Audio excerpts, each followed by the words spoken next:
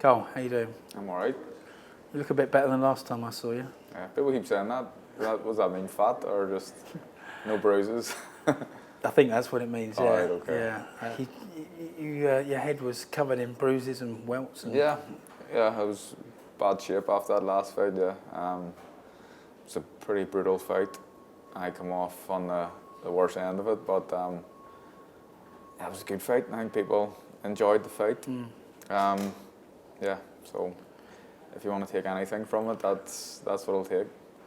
You were quite emotional there at the end as well, understandably. Yeah, I was very emotional. Looking back now, yeah, it's funny almost. Bit sad, bit upset. And I think when I was talking to you, I had it in my head that I was a retired fighter and I'm done. That's me finished. But I've had a wee bit of time to reflect, and I don't think it's right for me to finish on a fight like that, on a really under par performance.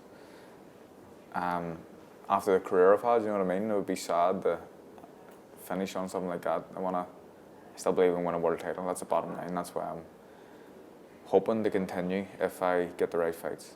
Yeah, I think everyone, in the heart of hearts, wanted you to carry on, but obviously, totally respected it. And on that night, and as you say, it seemed like it was only going to go one way. And yeah, it felt like that after the first couple of rounds. I was asked the question yesterday, did in the middle rounds did I ever feel like I'd come back? I never really did. Never, maybe it sounds like a bit of a contradiction, but I was trying to win, but I never thought like I was going to.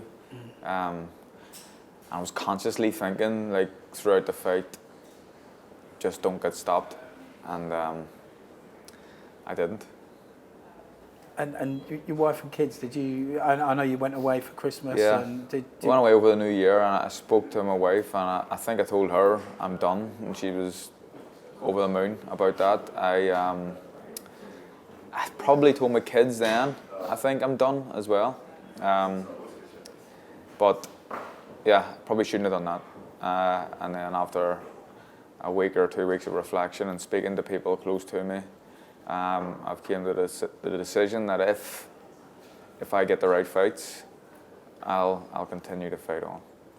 So what was the reaction from the wife and kids when you sort of told them, actually, I might carry on? I think the kids are okay. The first question I was asked by Rossa when I came back home was, he was studying my face and feeling it and stuff, and then he asked me, am I not a champion anymore? So I said no.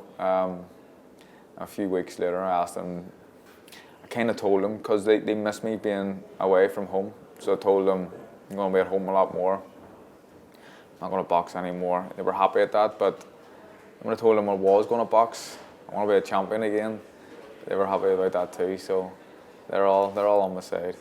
I mean, it's quite sweet, but it's also quite sad. If your boy says, Daddy, you're not a champion anymore, I must be going, oh God, that's all I need.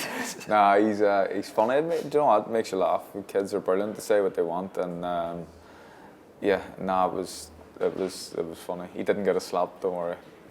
And did your wife sort of try and talk you out of it when you told her? Well, she's. I think she would prefer me to pack it in completely, but she understands where I'm coming from. She understands what I'm talking about and how I feel, and you're only as good as your last fight, and I don't want to be remembered for my last fight with Josh Warrington. I want to be remembered for a lot more than that, and I still believe I can beat these guys. I really do. I got it wrong. Warrington was brilliant on the night, fully deserved the win, but I got it wrong. And I think if I perform, I can still beat guys like Warrington and Santa Cruz and Valdez and Gary Russell. So that's why I'm doing it. So was it just simply, I mean, did Jamie lay out the game plan? Well, the game plan was not to get involved in a fight. But when you get buzzed in the first round, the game plan goes out the window, and that's exactly what happened. I got buzzed and I was hurt and I stood and had a fight. Like in hindsight, what I should have done was grab onto him. Taking a knee even. If I'd have lost the first round 10-8 but had a bit of time to recover, it may have been better than losing at 10-9 but getting battered for the round, you know what I mean? So hindsight is great, you know what I mean? But fighter's instinct just takes over, and I just had a fight and I was hurt, and in my head I'm thinking, right, I'm going to hurt you, and just went from worse, bad to worse, and first 2 rounds set the tone of the fight, and it just wasn't to be, wasn't my night, but credit to Josh and his team. I think their game plan was brilliant, and it has been tactically for the last couple of fights. They've got a tactical genius in there somewhere, and but Josh has to carry it out, and he done it to a T. Yeah, I mean, his dad's sort of gone under the radar a bit as a trainer. Yeah, but flip me. Look at the 2 underdog both times against myself and Selby, and he's won both fights pretty convincingly. So, credit to him and a credit to his team. And I know, obviously, you're not making excuses, but having listened to the podcast, you did pick up a bit of an injury in the. Well, I got a knock in the leg, and I don't know when it happened. It happened in the first round. I don't know if it was I got a bang off his knee, or it was when I landed funny when I was almost on my back, and whatever happened, some sort of like a bit of a ligament damage here. Just didn't really allow me to get up on my toes, but yeah, it is what it is. It happens. It's a fight. You just have to deal with it, and I wasn't able to deal with it properly, and I wanted to, and Josh he was on it. I know you said you weren't overlooking him, but A, were you surprised how hard he hit you, and B, you said there's different levels, and he's not at the same level. Do you think he's at that level now? Yeah. It's a bit of a boxing cliche, isn't it? Levels in boxing, and Josh Warrington. We're building up to a fight, and you have to say these things. I believed I was going to beat him. I believed I was a better fighter than him. I didn't overlook him. I was expecting it to be a tough fight and a physical fight, and I knew he was fit, and I knew he had fast hands, but I probably underestimated his punching power. There's nothing really to suggest that he is a huge puncher. I think he's had 6 knockouts in all his wins. He's developed this punching power. And honestly, I've been in with punches before. It's the hardest I've ever been hit. So that's something that caught me by surprise. Yeah, I mean, I think I saw you mention somewhere else as well about the size of him, because obviously he's like, a couple of inches taller and maybe naturally bigger. Did that play a part? I think it did. I'm a super bantamweight coming up to featherweight. I'm an established featherweight now, and I've won a world title at featherweight. But Josh is, on the night a bigger man than me. But we're both in the same weight division, so that's not an excuse really. That's just the way it is. He's a big featherweight. I don't feel like I'm a small featherweight. He's a very big one. Yeah, because before that fight, you were talking about maybe 3-weight world champion and going up, and then I saw another interview saying you might go back down. I mean, don't know what I want. The stuff about going back down, it was kind of taken. I was asked a question, and I said, look, I'm just keeping all options open. If I had to, I would potentially think about moving down, but it's probably unrealistic. But it was just, I was asked a question, so I answered it like that. I'm a featherweight. If I had the chance to move up against the right champion, I could potentially do that. But Josh was certainly. I fought big guys before. Santa Cruz, a big featherweight. Josh was, I'd say, physically bigger and stronger than him. Yeah, I mean, as well. I mean, I'd say nothing against the division below, but the featherweight division is a bit more glamorous. You've got a bit more big names in there, haven't you? And I know you've talked about this, but you've got a sort of whole raft of opponents there: Oscar Valdez, Gary Russell Jr., Leo Santa Cruz. Any preference with those guys? Not really. Santa Cruz, because slightly maybe because it's it would be the decider in a trilogy fight, but I can't really. In the position I am at the minute, I lost my last fight for a world title. I can't really be too picky and choosy. I'll get what's given to me, and Santa Cruz and Valdez haven't been negotiations as such, but there's been kind of initial talks, and they've reached out, and they're both potential fights. So there's still options, but we'll see what happens. I've got this court case coming up in May as well, which I want to just put behind me and put to bed really, and then I'll start thinking about fighting again, and if I do fight again, it'll be summertime.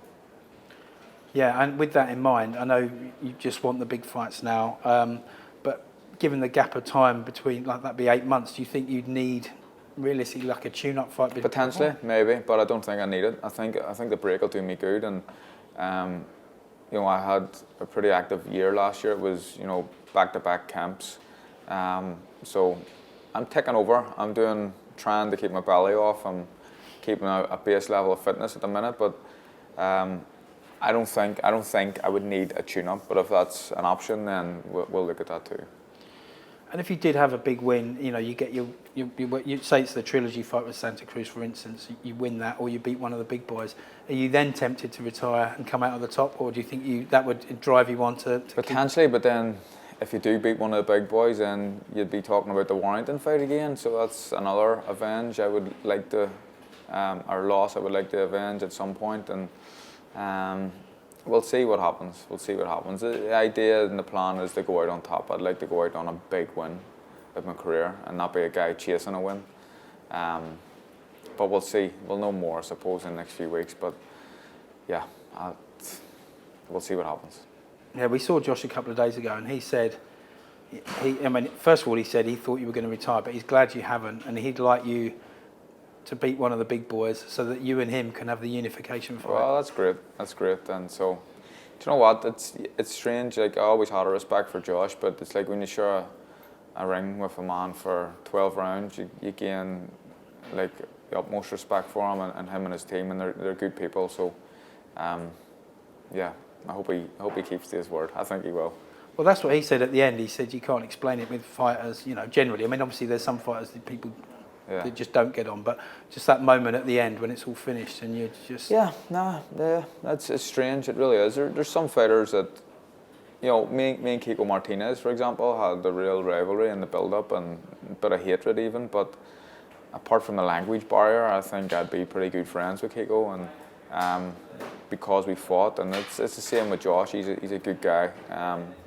Boxing for the same sort of reasons as myself. He's got a young family and he wants to be the best, and you know, you have to admire him and respect him for that. But if you face Josh again, you know, would there be that bit of trepidation thinking about back to the last time, or can you just put it out there out of your head? No, this is the game we're in. You know what I mean? It's a fight, and I've been in fights before. I've been sparring before and been beaten up by sparring partners, and then the next day you come back and you get the better of them. So, look, we'll see what happens.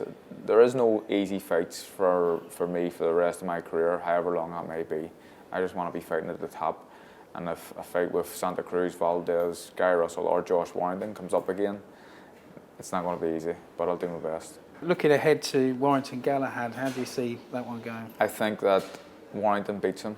I would like to see, in my heart of hearts, I would like to see Josh Warrington smash the right out of Kid Galahad.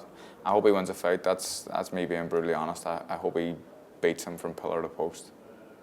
I think that he's too fit, too strong for him. I think Galahad obviously will try and use his feet and use his boxing skills. But if I was Josh Warrington, I don't want to overmand the tactical genius they have in their team. But if I was Josh, I'd fight him a little bit differently than he fought me. He kind of attacked in the last half of the rounds against me.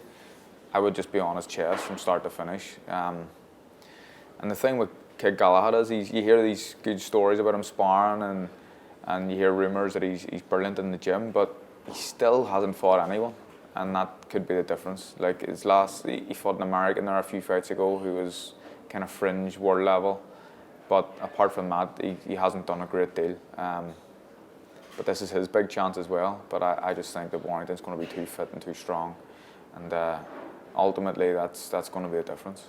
Yeah, there's no love lost there on. I don't think that's going to be a friendly fight. No, I don't think so. You know, obviously he's got a bit of a history with the drug issue Kid Galahad has, and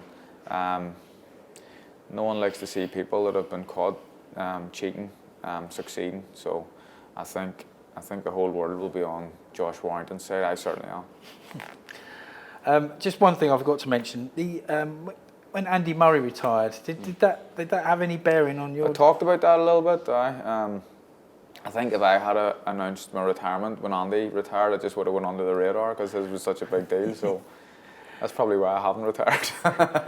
No, but like you think about these things, you know what I mean, and you wanna.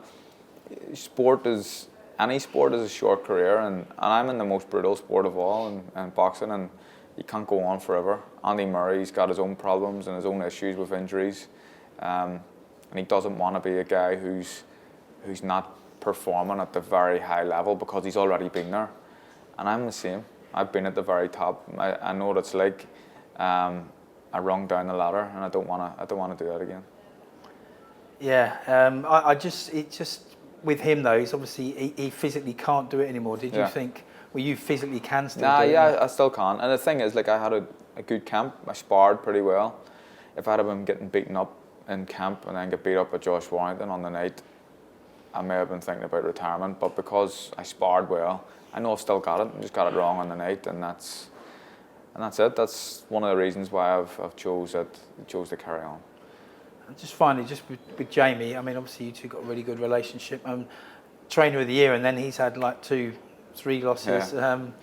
How's he? And are you? Jamie's all right. You know what I mean? Jamie's a quality trainer. He really is, and you see a lot of, you know, 1 minute he's the best trainer in Britain, and some people are saying unreal, best in the world, and then the next minute he's on the scrap heap as a trainer. This is just people's opinions. I've been in this game long enough. I know a good trainer when I see one, and Jamie Moore and Nigel Travis are good trainers. And the bottom line is, like, you must enjoy things that you're doing, and I enjoy it with them. We train hard and we train correctly, but the last couple of years being with them boys, I've enjoyed boxing more, and it's been a great ride and a great journey, and you'll still see a smile on my face, you know what I mean, even though I lost. Happens, it's sport at the very highest level, but I know I can win a title. I know Jamie can bring me to become a world champion again. And are you looking forward to getting back in the ring, working with him? Yeah, look, I love the boys. We're having a wee bit of a mess about in the group chat this morning, so yeah, I'm looking forward to getting back over and just getting on with it, getting the head down, and you know, showing people that there's life in the old dog yet.